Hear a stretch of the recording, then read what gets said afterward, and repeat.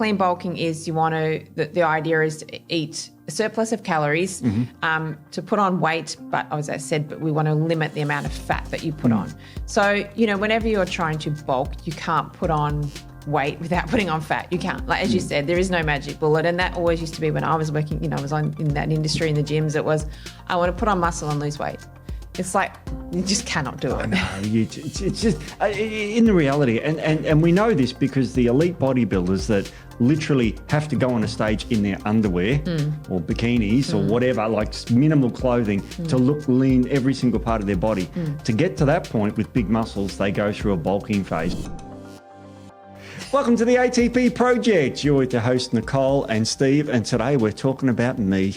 About you. It's all about you, Steve. Today. It's about getting muscle on, bulking. Yeah, we're just using you as the the after in the before and after. That's the after. Yeah. Well, I'm wearing a puffy jacket on purpose, so it makes me look a bit bigger than I'm really not. Yeah. But we're talking about bulking, and bulking is a weird thing because bulking is literally putting on weight and most of it being muscle. Now, look, if we had a magic world and I was God Almighty standing up there and I press the button, whatever you ate turns straight into muscle, right? Yeah. That's my button going there. That's me being, Jehovah and all the gods and Thor and Apollo and Zeus and all those ones, all the cool gods come down and say, yes, everything you eat will turn into muscle, but it doesn't, does it? It doesn't. Sadly, no, it does not.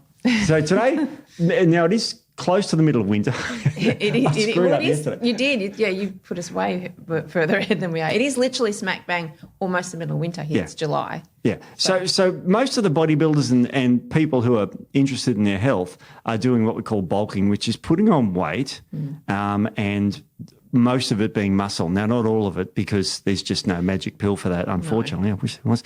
But it's about bulking up during winter. So as when summer and spring and that comes around, you can tone back down and you have tone. Yeah. You have muscle mass.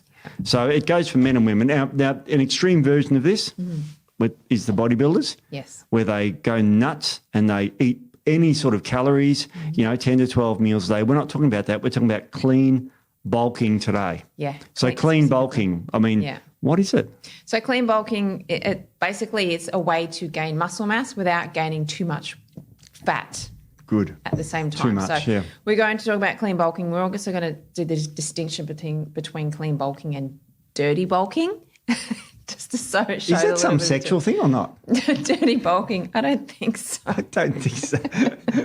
No, it's not, is it? No. Not in my world, Steve. I don't know. But whatever you do is your business. Maybe.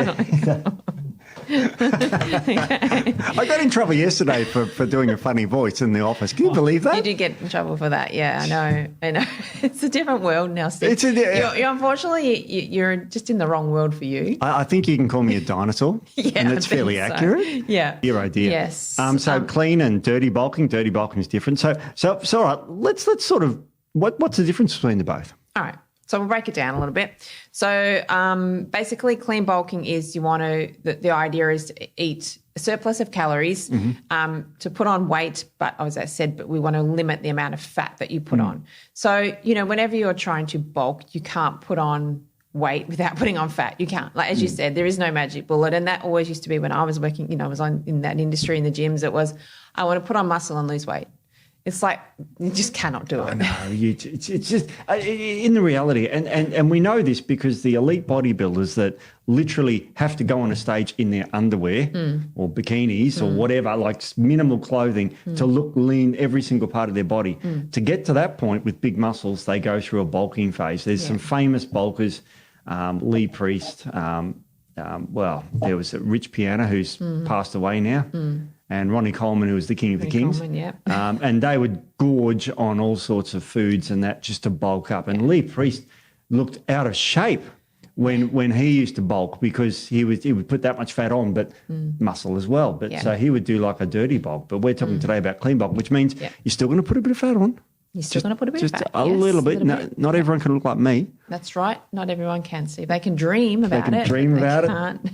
It's all for you. So this is about clean. So we're going to be talking about diets for clean bulking. We're going to be talking about supplements for bulking because this is when supplements can take a really good turn. And we're going to talk about exercise. Yeah. So we'll start off by the diets and that sort of thing. Do you want to just talk about some philosophy about the quality of diets? What sort of points would you give me? 3 points. Okay, so if we're talking about clean bulking and the diet quality, we're looking at whole foods essentially. So Yes. mostly unprocessed foods, lean proteins, whole grains if you eat grains. Yes. Fruits and vegetables, healthy fats, things like that. And limiting processed foods and, anything that's processed and sugary, all of that sort of thing. Yep. So there's sort of the things. That's 3 points, yeah. Yeah, and nutrient dense, and we'll talk about how that can be harder for a clean bulk than it can be for a dirty bulk to get. Well, not nutrient dense, but density, different. But getting as many healthy nutrients as you can, clean bulking, whereas with dirty bulking, you don't, basically. And then calorie surplus. Yeah. So that's obviously you have to be in a surplus to put on weight. And that is different for everybody, depending on what your goal is, where you're starting as well, what your body composition is to start, your frame, everything will sort of dictate sort of how many calories you're going to have added to your intake to have that surplus. Exactly. And you mentioned things like grains, which I'm not a fan of, but during a bulking phase, having oats with protein mixed in it is a classic bulking, and rice and chicken and these sort of things, because the carbohydrates, of course, preserve protein in the body because you can burn carbohydrates for energy, but also carbohydrates stimulate insulin. Everyone's, crossing themselves right now, oh, no, not insulin, we don't want too much insulin. But insulin binds with growth hormone to form insulin like growth factor 1. Yeah. And the term for that word is growth factor. Yes. It's a factor that causes you to grow muscle, and the excessive carbohydrates will turn into a bit of fat, let's be honest, but this is bulking phase. Because right now, like in the middle of winter, no one's going to go out there in their Speedos and walk around the office like I normally do in summer. That's right. So no, and you still do it, Steve. Well, I still do it, yeah, but it's cold and it's not very. But yeah, you're not going to jump in your bikinis or. But so winter's a good time to do this. It's why we're doing it in winter, obviously, and we're not sort of, we're not overly concerned with putting a little bit of fat on, but we'll get to that too. But so how many calories extra should you eat per day to bulk? I mean, like, as I said, everybody's different, but just as an average ballpark for most people to get started, around between 250 and 500 extra calories a day. Yeah. Which, might not sound like a lot to some people. It might sound like a hell of a lot to other people. Yeah. So it just depends on your mindset and where you're sitting. Probably to a female, maybe an extra 500 calories maybe sounds a bit much compared to a male. It's funny because if you talk about females, my chiropractor is in a bulking phase right now, and it's sort of got me thinking, as a woman, she's put on since her competition like 15 kilograms, and she looks great. She's not overweight now. She's just heavy because she looks well, that firsthand. She looks healthy now, and it's quite incredible that she's looks like it is, and it must like and I'm going to pick on females here, that it must be a difficult thing for females to put on weight, and you were telling me about a client before, no names, but you want to talk about that for a sec, because that was interesting. I see a certain subset of people that probably have little imbalances in their own health and a little bit have health issues. I have had in the past several clients that I have told they need to put on weight for a different reason. So not bulking for the gym. That's a whole nother career that we had. But, for health, not producing enough sex hormones and things like that because they're too lean. They don't have the body fat. So I've told them that they should be putting on weight to sort of get, their hormones back. I've had women that have gained 1 or 2 kilos and they've really had breakdowns about it because they can't deal with how it feels, how it looks, that sort of thing. So there's a huge psychological factor in not all women, not saying that, but a lot of women, particularly women who really do have body image issues anyway. Yeah, and I don't want to generalize, but I have worked in gyms. I worked in gyms for 20 plus years and was a trainer and all that. So I've seen it all, and also myself done it. So there is a lot of body image issues with women, significant. So body dysmorphia and that sort of thing. So it's a lot. It can be a lot harder depending on the mindset of female to put on the weight. So that's always challenging. And a lot of times, someone else will look at them and think they look amazing, look great, but they really struggle and think that they they don't. So there's that sort of dysmorphic, view of their own. It's tricky because I don't know how many podcasts we've done on losing weight, weight loss, fat loss, whatever it is. It's literally tens, like loads of them. And now we're actually doing a podcast on putting on weight. So it's very rare. Most people judge their health by the scales. Let's face it. They pick a number and go, oh, how much do you weigh? Oh, you're whatever weight. It's funny that I've seen trials where people have guessed their own weight and they've actually then weighed them. And women are always underestimating their weight and men are always overestimating their weight. And I don't know, it's funny because it's a number that you can measure. Anyone's got scales. You can go shopping centre if you haven't got one at home. But it's very easy to determine your weight. You just jump on scales. Yeah. But there are people who don't want to know, and for whatever reason. But there is a perception that losing weight is the goal of half the population in Australia, and it probably should be. Yeah. So we're talking about people who want to actually put on weight, so as they can then lose a bit later. And it sounds a bit yo-yoing. It doesn't sound right, but there is method to our madness. Because, the whole goal is at the end of it, you want to have more muscle. Exactly. And that's the goal. So women, and I've, so many women that I see that struggle to put on muscle, but they won't eat. They're not eating enough. Yeah. And that's, I think, trying to shift that sort of mindset of I'm putting on weight to I'm putting on muscle and then I'll drop the weight back down and I'll have more muscle. Yeah. So, and we're not talking about female bodybuilders here. That's a whole different thing. But a woman that wants to be more toned. So, it takes a lot to. And that whole thing of I don't want to go to the gym and lift weights because I don't want to get bulky, I think that sort of view is pretty getting a little bit older now. But there's still some women that think that it's really difficult to put on muscle. For a woman, even more so. So and an old man. So you have to really, you have to eat to gain muscle. You have to do that. So and then you have to lift heavy, which we'll talk about. So there is a bit of a science to it. And you're right. If you're underweight, the science shows that women do lack hormones. Now, when you've got enough calories, we'll just say enough, not overweight, not underweight, you get enough, you make cholesterol. Cholesterol converts into all your hormones, progesterone, estrogen, testosterone, cortisol, all these sorts of things. So if a woman is underweight, their sex hormones will typically be low. Yeah. And as you correctly point out, a woman with low sex hormones is problematic. Yeah, for many different reasons. There's so many women that walking around the gyms with amenorrhea, which means they don't get periods. Yeah. And, I see them. They come to me and they say, well, why am I not getting a period? I said, well, one, your body fat's about 12%. So you're never going to get it. You're never going to produce enough hormones to have a period with that. So, so there's a whole other issue. That's a whole other thing. But, yes, we're just talking about for women and men that want to put on more muscle. You have to have bulk. Yep. And so there's a couple of ways to do it. There's clean bulking, which we're going to be talking about today, is our preferred way. It's our preferred way, absolutely. And then dirty bulking. So dirty bulking, we talked about sort of diet quality with clean bulking. Dirty bulking, basically, you're not so worried about nutrient dense foods. No. It's just density in general more than nutrient dense foods. Yeah. High calorie foods, high sugar foods, highly processed foods, that type of thing. Basically the quality is pretty terrible, but you're getting a lot of calories in. So these are the Ronnie Coleman end of the scales that they typically do it. Sam Sulik. Have you seen him online? No.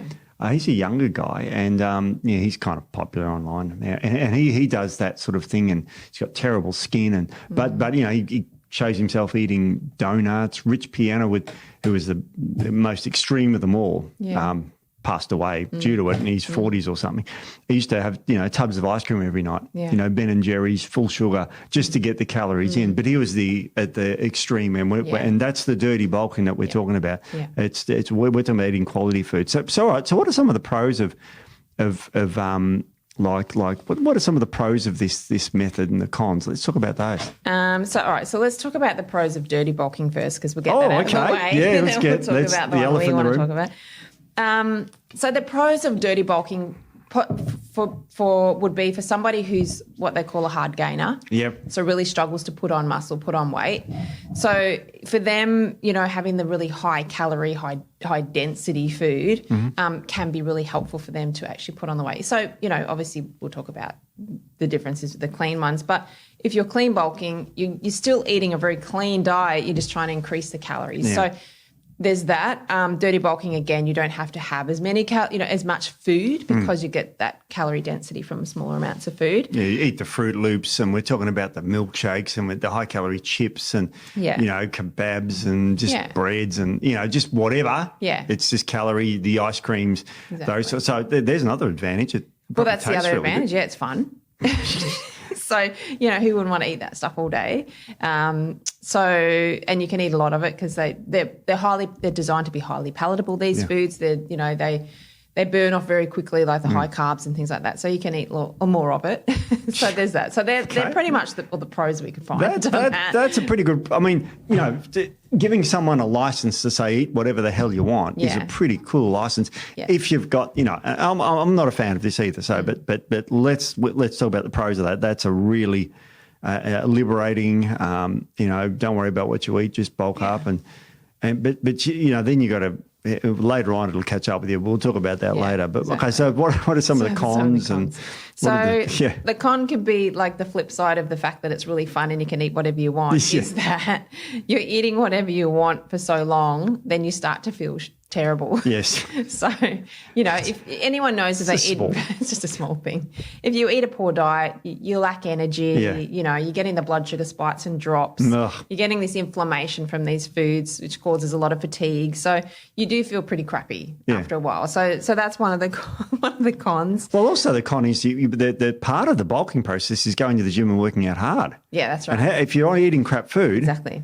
You're going to be struggling with that. You're going to be fatigued, therefore you're not going to train as well, so your workouts won't be as beneficial. Damn. Therefore you won't, you're limiting your ability to grow the muscle in the gym because you're feeling so crap and your body's not sort of functioning optimally because you're not feeding it the way it should be fed. So, and then the next con is that how hard is it to stop eating all these junk foods once you've started? Like you can't then say, okay, cool, I'm going to switch it off and not eat it anymore. Yeah. Like you struggle. So once you get the taste of it, and so that can be another con, that it's hard to then stop doing that sort of thing. Yeah, because I've said, let's say you eat a ton of Fruit Loops, but you may not like Fruit Loops, but you might like Cocoa Pops. Yeah. And it's all sugar. Yeah. But let's just be honest, and sugar is highly addictive. But it's just addictive because it's very tasty. It's made to be palatable. Yeah. Chocolate milk. Like if I was that magic wand again that I could eat whatever I wanted, I do like the taste of chocolate. Yeah. I don't eat it. Yeah. But I like the taste of it. Yeah.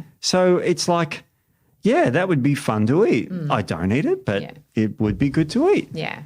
And because I'm older and I'm not like young. Like some girls in the office here eat it and they don't seem to affect them because they're younger. Yeah. But that's tough to get out of your diet once you're addicted to it. It is, totally is. So there's some of the pros and cons. And so the sort of people that would benefit from, well, not benefit, but that would be more suited to that is people who don't really care about the health implications. So they just want the bulk and they don't care about the fallout from that, cardiovascular risks and all that sort of thing. Rich pianos and the Sam Suleks. And, those real extreme guys, if you're just obsessed with the gym and putting on muscle and if that's your only metric, and it shouldn't be. No. I agree with you, but if it is, and some people it is. That's right. Some people it is. So we've got to talk about that. But let's talk about the pros of clean eating, clean bulking, we'll call it. Okay.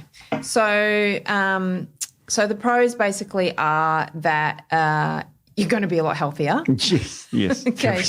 So we didn't talk about the overeating and all the burden that it actually puts on your body, your digestive capacity when you're overeating, that sort of thing. So, it's putting a lot of stress on your body. So you don't have that. You're having, better blood sugar regulation, you better cardiovascular health, all of that sort of thing. Better on the gut microbiome. Didn't talk about that either. How the sugars and everything really disrupt all that sort of thing. And if your microbiome's out, then that can impact hormonal production, ability to put on muscle, all that sort of thing. Jeez. So the pros are you're a lot healthier. Yep. You're feeling a lot better. You have more energy to get into the gym and to have a really good workout to break down those muscle fibers so that you can repair them and grow bigger and stronger. You're getting all your micronutrients, all of that sort of thing. Yes. So they're the pros. Yeah. The cons are it's hard. It is because... It's like anyone that's on a clean diet. It is harder to stay on a clean diet than it is to go, I just have that or that junk. You got harder, and also because they're highly nutrient-dense foods, it's harder to eat like, a whole bunch of chicken breast, right, than it is to eat a donut and a burger. Oh, yeah. So having to have the higher amount of food, the higher quantity of food can be hard for people to try to get in. And I know a lot of women struggle with this. It's like, I can't eat the amount of food. If I say to a female that might be on, and this is very, very common, they eat 1,200 calories a day. Some eat less, some eat 900, some eat 1,000. That's very low for those people who are playing very low, very low. So, I try to get them to 2,000 calories, which is a massive jump. And I don't do it straight. Obviously, we do it in increments, slowly. But to them, 2,000 calories worth of food, they can't physically eat that, a lot of them, because it just seems like a lot of food. So the cons are, when you're clean bulking, that getting that amount of food in for some people can be a bit of a challenge. So that's sort of the cons. So. And you're right. I mean, we've got to talk about the elephant in the room, the protein, which is what puts the muscles on. So we've got to eat a lot of protein to bulk. You talk about chicken breast. So like if you had a chicken breast or a steak or something like that, I don't know about, people feel full. They do, yeah. And here's another thing, that what they call the TEF, the thermic effect of food. So if you eat a chicken breast that's pure protein, it has about a 15 to 20% the calories are burned up just getting rid of that protein into your body. It's called the thermic effect of food. Carbohydrates have very little. So you actually lose about 15 to 20% of those calories. So and plus it keeps you full longer. So and also the time. Yes. You talk about eating veggies and rice and chicken, just a classic meal like that. What's harder, that getting that ready, or just going like I drive home that way, pointing in a direction right past McDonald's. Yeah. If I was dirty bulking, I'd just drive straight through, wouldn't even turn the car off. I'd get 2 Big Macs and some chips and a milkshake, and I'd be on my home, and I've eaten. Yeah. Can you believe that? I know. So so it is a lot more challenging, and it's like anything when you're trying to eat clean and prepping, and that's, so you're prepping twice as much. Yes, there's more cost involved because you're buying more of that sort of food. I mean, junk food is actually really cheap. Yeah. Sadly, it's a lot cheaper than eating healthy. God. So there's those sorts of issues. But, at the end of the day, if you really do want to look after your health, then a clean bulk is much better. All right. So I have a little so clean bulk's better for people who want to look after their health. They want a leaner physique as well. Yeah. So that's part of it also. So here's a bit of an example. I like this example. So if you decide to dirty bulk, right, and you gain 10 kilos. Yes. So, but 8 kilos of that is fat. Probably. Out of those 10 kilos, right? Probably if dirty bulk, So when you cut down, you've really only put on 2 kilos of muscle. Yeah. So whereas if you clean bulk and you put on 10 kilos, maybe 4 kilos of that is fat. Yeah. So you've actually put on 6 kilos of muscle, which is a lot of muscle to put on in one bulking season. But anyway, but you've got the energy because you're clean bulking. You're using the right supplements, because this is where supplements can really, I think, can be really beneficial. Yeah. And you've got that and that's like gold. 6 kilos of muscle. That's like amazing. That's a lot. That is a lot. But just an example. A lot of people wouldn't put on 6 kilos of muscle in one bulk, one bulking phase. But anyway. But that's good. So how would you split that up? Like what does that look like to people? So again, it's different for everybody, and that's what we were talking about before we started the podcast. It's very variable. So we can't say the science says this, because it's very variable for the individual, how metabolically healthy you are, what your frame size is, it's just so many different factors. But if we're looking at just average, just a basic split, we're looking at 40-40-20, so 40 of protein, 40% of carbs, and 20% of fat. Right, yep. So that's just an average sort of breakdown, but it just basically changes for everybody. Yeah. And then also you look at your calorie intake as well. So this is another way. So if someone, say your calorie intake is 3,500 calories a day, you might struggle to eat just over 1,000 calories over 3 meals, right? Yeah. So particularly if you're clean bulking. Oh, yeah. So take your total calorie intake and say you want to do 5 meals a day, then you just divide it by 5, and then that sort of gives you a bit of an idea of how many calories you need to eat with each meal. Breaks it down a little bit, so it makes it a little bit easier than going, I'm just going to get this in somehow. It's really tricky, because I'll give you a hypothetical example. Like a chicken breast is about 1/4 kilogram. Yeah. About 250 grams. And it's virtually got very little fat. It's got some, but it's negligible. So let's say you steam that, you poach your chicken, and you have 2 breasts, a half a kilogram of chicken, okay? Yeah. I'd struggle with that. Yeah. But I'd probably do it. But let's say you can eat half a kilo. I'd probably do it too. To be honest, I could stuck it. And about a quarter of that is protein. Yeah. So it's a quarter of that is protein. So about 100, let's say 150 grams of protein, just be really generous. Yeah. So you times that by 4 and you get 700 calories. Yeah. That's not a lot of, that's 2 chicken breasts. Yeah. So, that's 140 grams, but it's a high protein, but it's not super high in calories. No. Like if you had that 3 times a day, just, so you had 6 breasts of chicken, that's 6 a day. That's a lot of food, but still that's only 2,100 calories, probably way less than you need as a bulk. So you've got to have something with it. Yeah, that's right. Yeah, so the that's when you rices that's when you split it up and you do then you add your carbs in and then you add your fats in.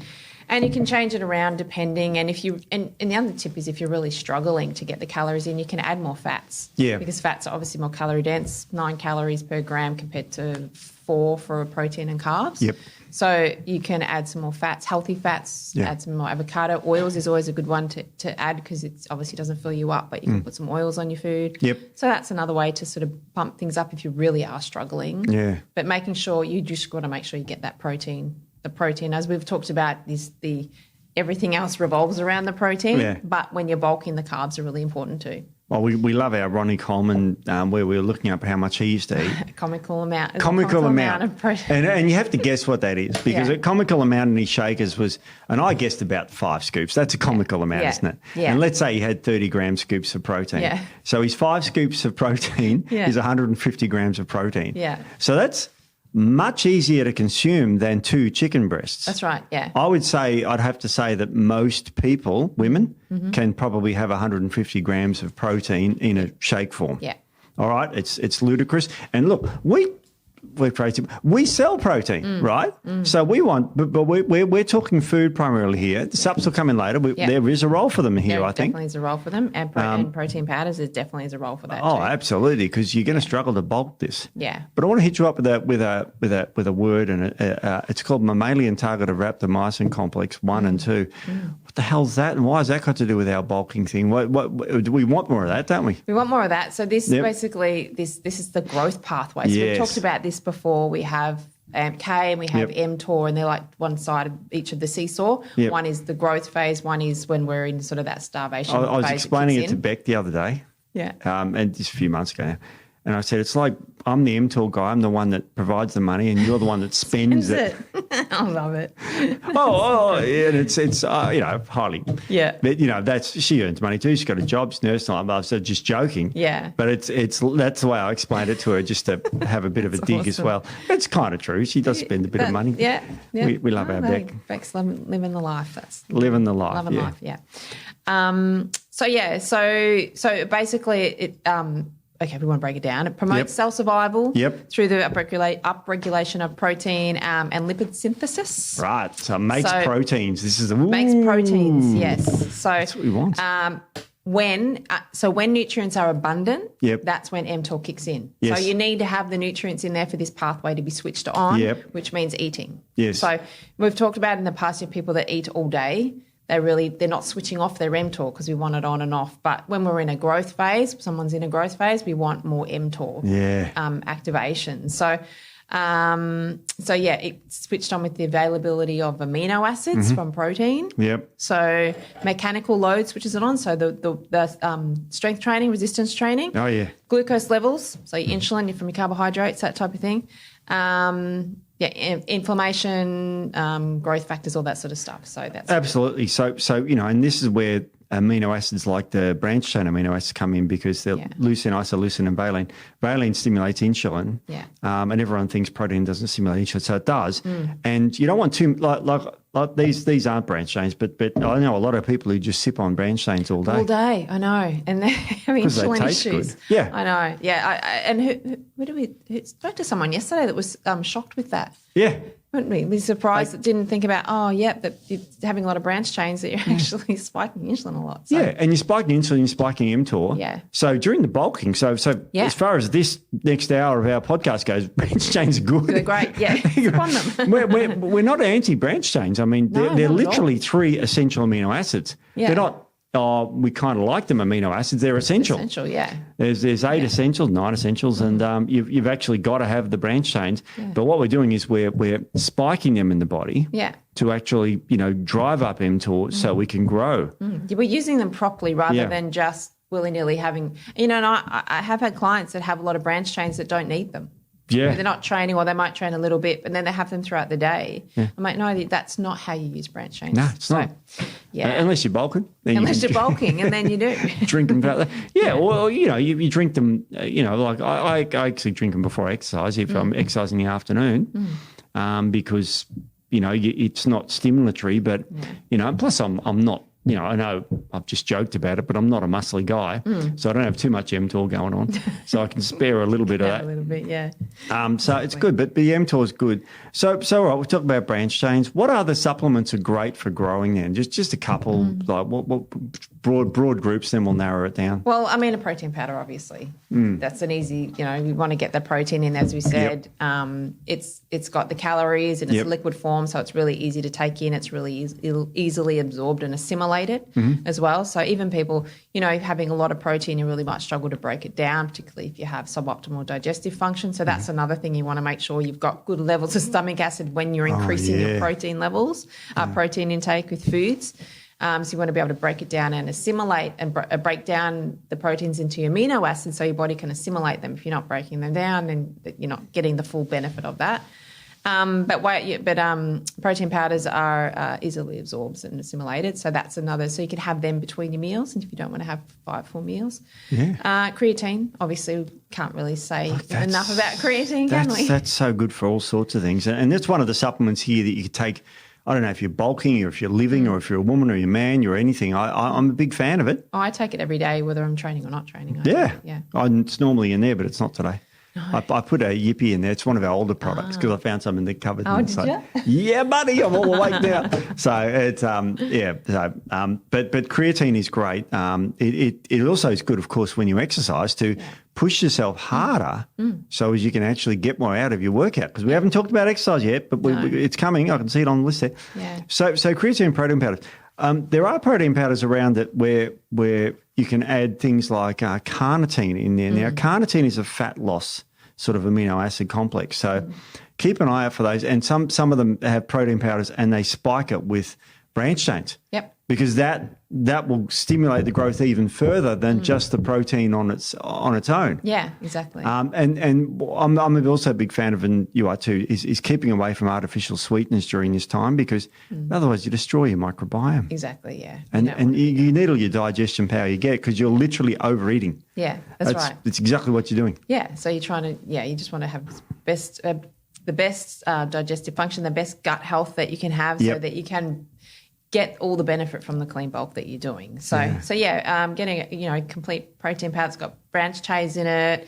It's got all the things, so you can get them out there. Well, glutamine for your gut, and so some add betaine, which is a great thing to work out with. Yes. So you just got to really look out for those ones because they're special for. This is the perfect protein for this. And normally we are food first, and we're still food first. But we're halfway through the podcast or a bit over it, and we've just brought up supplements now. But I think in this case they are quite important because really important, good luck trying to eat 4,000 calories, whatever you are. It's like exactly And then you've got if you can get a protein that's got the branch chains in it, it's got the betaine in it, it's got everything in it, then you're not having to buy multiple powders and mixing them all together and all that sort of stuff. So there are some out there. Look out for some that have those in them. Oh yeah, look, they're out there. We know that. Now, I want to. Have you heard of the saying "to be or not to be"? That is the question. Yes. Shakespeare, right? Because I'm such a Shakespearean lover. You are. Jesus. Failed that in high school. Did useless at it. I don't remember even doing we did Shakespeare. Macbeth. I don't remember. I didn't go to school for long, to be honest. Oh, this is year 12. I never did year 12. Oh, lucky person. I left early. Oh, I left early and went miss back anything. to study when I was older, when I was actually ready to study. You didn't miss anything. It was like this. I remember reading it in class and it's like, what are they talking about? It's old English words and I had no idea what I was saying. I got failed at.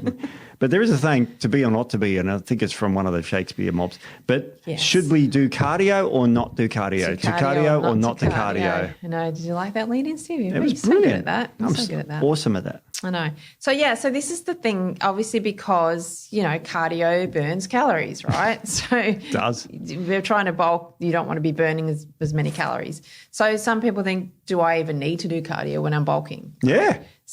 So again, that is the question. So, and some people think it is purely just to burn calories, but there's more to cardiovascular exercise than just that. Yes. So I do feel like cardio is still a really important part of a bulking program. Right.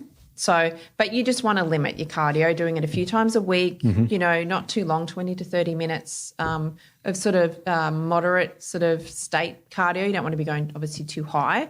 And doing it on a day where you're not weight training is a good idea as well. So, because obviously you're already burning calories when you're weight training and, strength training does take up a lot of calories, especially yes, it does. lifting heavy. And the recovery period. Definitely, yeah. Afterwards, yeah. Yeah. So, and cardiovascular exercise can be good for recovery of muscles as well. Yeah, you go for the Arvo walk is a classic. Mick Galley used to work, he's a friend of mine, he was a professional bodybuilder and he was always adamant of just going for that walk and that sort of thing, even during bulking phases. Yeah. And so I think you're right. It's just to keep it in there. Look, you don't go nuts. No. You don't train for a marathon. We were talking about before the podcast about running marathons and stuff like that and having jokes at each other. Yeah. Mainly me and Mike Spence because I've run marathons. You're the crazy one. It's a dumb idea. so keep an eye for our podcast. We are going to do one on running, yeah. So cardio I think is a good idea to keep in. Obviously you want to maintain that cardiovascular health. You want to maintain that fitness. And then when you go back to your cutting phase and you're getting the weight off, if you already sort of have a bit of that conditioning, it's easier when you're going back into that because you're going to pick up your cardio in the cutting phase. So you've already got sort of that conditioning that you sort of maintain a little bit through the bulking phase. And the habit of cardio. Yeah. So that's good. Yeah, exactly. Now, we're mentioning exercise. So let's talk about the elephant in the room. But what about training for hypertrophy, like really growing the muscles? Like I've seen Ronnie Coleman videos. Yeah, buddy, gets in, does 800-pound squats. Yeah. And I remember when he did a leg press and they asked, they asked the guy there, well, how many plates are on here? And he just turned around and said, all of them. Yeah. All of them in the gym. And they're stacked up. And he's put it in the calculator and it was 2,200 pounds, which is a ton. Yeah, I know. Leg press. I used to know someone, I know who still know them, but I don't see them anymore, who could leg press a ton. Oh, my God. Yeah. Crazy. It's like, that's like, Yeah. But I mean, all right, don't do a ton because you'll die. You used to do half a ton. 500 kilos, yeah. Yeah. I think I do about 100. It's 100 and something. I do. Pathetic. It's 150. Only for 2 reps, mind you. I do a whole set. 3 tens of 150. Yeah, no. That was just like 2 sets. Oh, that's all right. Okay, but I'm going to call you Ronnie from now on. That was back in the day. Jesus. But it was a leg press machine. That's very different than squatting. Oh, yeah, I do leg press machine. I used to do squats and it just I didn't recover from them. I was sore for days. I love squats. I struggle to do squats these days because of my knees. Hello, 50s. Anyway. Poor old thing. Yeah, the knees. Yeah, okay, so let's talk about this. So what are we got to do? Yeah, so obviously we need to put enough load on the muscle to be able to break it down. Yes. So if you're not putting enough load on your body, we have a thing called adaptation as well. So if you're not putting enough load on the weight, on the muscle, it doesn't change. No. So you have to do what they call progressive overload. So you start, with a heavy weight and then look, rep ranges and sets and all that sort of stuff is, again, very personalised, very variable depending on what you're doing. But, look, for hypertrophy, you're sort of looking at sort of that 6 to 8 reps for about 3, 4, 5, even 5 sets. Yeah.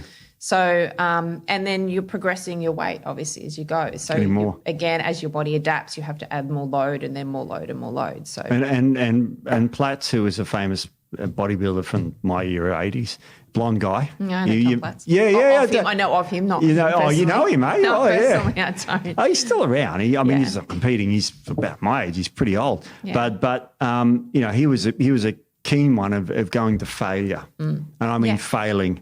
The last one, and so did. And a lot of people won't go to failure. Really, I think there's a confidence thing in that. I think women maybe more than men. I don't know. I'm generalising. It's just from the past thing, but yeah, going to failure, because I think people. I'm not going to say just women, men. They're scared of the pain because it hurts. Like it hurts. So, and you going to failure it's painful. So. But you really kind of need to go to failure. You want to fatigue the muscle out. What you're wanting to do is actually break those muscle fibers down, because that's what putting load on it does. Yeah. And then the muscle fibers sort of heal and repair, and then that's how you grow the muscle to be stronger. So you need to break it down. So if you're, women that maybe do 2-3 kilo weights that, they say, I do my dumbbells. I'm like, for 12, 15 reps and then put them down and move on. It's not doing anything, really. No, not really. Your body's so used to that. Yeah. There's no resistance going on there too. And I can do, there was a guy in the gym this morning who and I've seen him before, and he does squats to failure. And so what he actually does is he does as many squats as he can do. In the last one, he squats down and can't get up, so he just drops it onto he's in the cage. Yeah. And I've seen guys go, oh, you're all right, mate? And he goes, yeah. Just to failure. Yeah. Because he could go down, but he couldn't go up, and he'd struggle, and then he'd just drop it on the cage. Now, that's safe because it's in a cage. That's right. But that's a failure that is actually what you're supposed to do. That's what you're supposed to do. And, you see, Tom Platz doing he's a fan of going to failure. And like with calf raises, I'm in this machine thing which you put on your shoulders, and I go down and then can't go up again, and I just rest it down. That's it for me. It's like 13 and a half reps.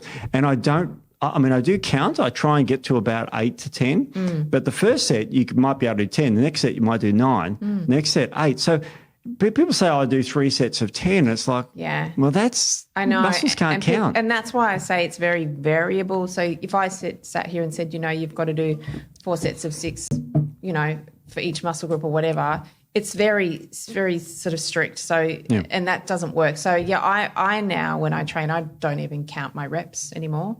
I just go till I can't do it anymore. So, depending.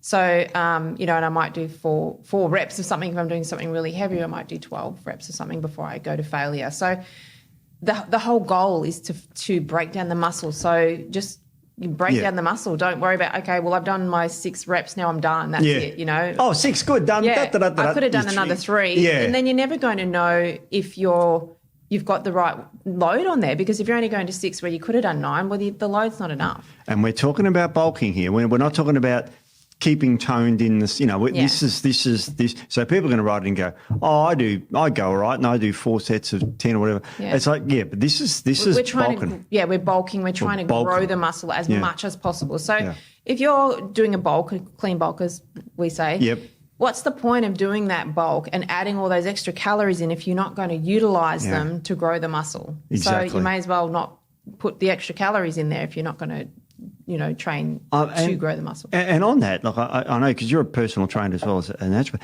like how often, and this might be a loaded question, I don't know the answer, there may not be one, but how often should you train a body part if you're bulking per week? Well, see, this it depends where you're at in your sort of progression towards where you want to be. If it's just starting out, then you could do an upper and lower body split, and you could do that 2 or 3 times a week. So you're sort of working your upper body and lower body 3 times. Or if you're more advanced, then you might only work a body part once a week. Yeah. So it depends. I work my body parts twice a week. Oh yeah. So, some people work their legs more because it depends. And if you have an area that's a bit harder, that's lagging a little bit, then you put a little bit more in. But it all depends on recovery. So you've got to look at your recovery. If you're not recovering well, then you're doing too much. Yeah. So that's where it comes back to, individuality. Yeah. Someone might be able to do each body part 3 times a week or twice a week, and another person, they might just they're not recovering well, and so they end up going backwards. So you just got to go with basically where you're at. So there is no right or wrong answer. Yeah. Tricky, eh? I mean, it's funny. Personally, my upper body recovers quicker than my lower body. Yeah, so does mine. And it took me, okay, good. Thought I was just weird. No, I love working my upper body because it just responds really, really, really quickly. None of my body responds. 55 just doesn't respond at all. But I still whip it. You know, I still at the gym. I got up at 4 this morning and went. And, because I'm too old not to. Yeah. Well, that's it. Once you, particularly when you get to your age, Steve, not my age. No, not your age, in the 28. If you stop, that's right. If you stop, it's really hard to start again. Screwed. So, yeah. So yeah, you don't want to stop.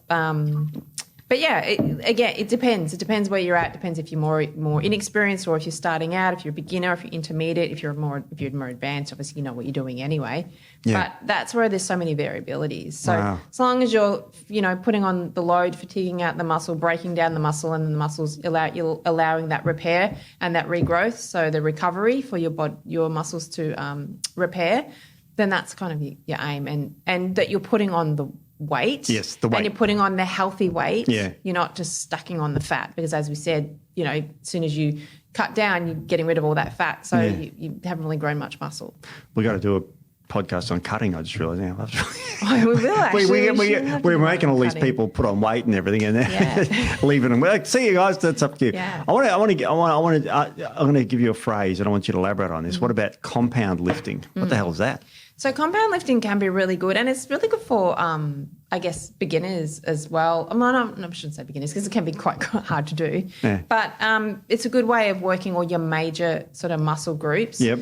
And more than one group in one lift. Yep. So it's a really good one for putting on muscle. Muscle. Okay. So, give me a few classic. Well, the classic one's a squat. Is a classic compound movement. Shit. So the squat, the bench press, the deadlift, the chin up. So, the overhead press, they're sort of compound movements. So, so if you do just a workout with compound movements, then you're hitting a lot of... I do a few of them, I have to admit, but I don't like them. And no one likes them. No, I do. Do you? Yeah. Oh, I love deadlifts. I love deadlifts. Do you? Yeah, I love doing deadlifts. I didn't know that. Yeah, I love it. Yeah. My back doesn't take it as well as it used to, but I do love doing deadlifts. I'm going to call you Ronnie because he's that deadlift champion, Yeah, I'm not that good at deadlift. I'm not going to tell you how much I deadlift. It's not a lot. Tell me. No, just like only 120 I want to know now. Probably. How much? Only 120 these days. So you can lift 1.5 me off the floor. Yeah. I'm about 80 kilos. Do it now. Do it now. Do it now. Do it. On the floor, Steve. Can you squat me? I'm 80 kilos. Yeah. Yeah. No, well, not now. Oh, because now I might have an. I was going to, we're going to record this. I was going to jump on your shoulders. And, damn it! You were in heels? I've got a knee issue. No, I'm not in heels. Oh, yeah, you can squat in those. Yeah, no, I've got a dodgy knee now. Oh, dodgy knee. Yeah, all those years of squatting. I know it's convenient, isn't it? Convenient. I know. No, I do have a dodgy knee. So it started popping. Just by pop. I don't want to pop your knee. As soon as I turned 50, it started popping. So we better turn the audio up when you said that. So no, I squatted the other day light, and it was okay. So I'm just getting back. But no, I do. I love a deadlift. I love chin ups because my back responds like really well. So that's my. Yeah. Everyone has their favorite body part, right? And Yours mine's is my your back. Yeah. I've seen your back. Yeah. Not. You've worn something to work once where you were showing me your back, and it's impressive. I think I've shown you. Those photos are amazing. So I love any sort of back work. I love chin. So I love a good compound movement. Oh my God, they're all the shit. So when talking about compounds, and we talk about isolated. So isolated movements, they don't. So if you're doing say arms, so biceps, triceps, you're really only working that muscle. Yeah. Whereas if you're doing compounds, you're working multiple. And they're harder and all that sort of thing. We're not giving you easiest advice here. We're giving the best advice. Yeah. Because when you go to a gym these days, modern gyms, they're very machine orientated. They are. And I don't see a machine weight in here. You don't need the machines. No, I mean, some people think, machines are good. And look, machines can be good, but they keep you you don't have to activate your stability muscles. Correct. Again, so you're not utilizing more muscles. And they keep you in line, and sometimes they can cause injuries because so I can't do like a machine press because I have a dodgy shoulder. I've broken it like multiple times. That's why. My God. So what isn't dodgy on your body?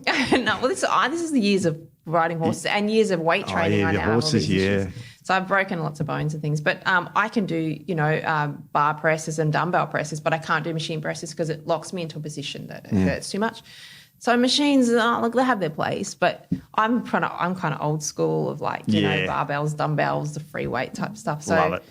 I think you just, you know, as I said, you're turning on your stability muscles, you're utilizing a lot more muscle, and it just helps with so many different things. And aside from the training, stability in life, and when you get older and not falling over and breaking a hip or something because you have good stability. My sister's a horse rider, and she says it's not the horse riding that's bad for your back, it's falling off the horse. That's right. The horse riding itself is perfectly fine for you.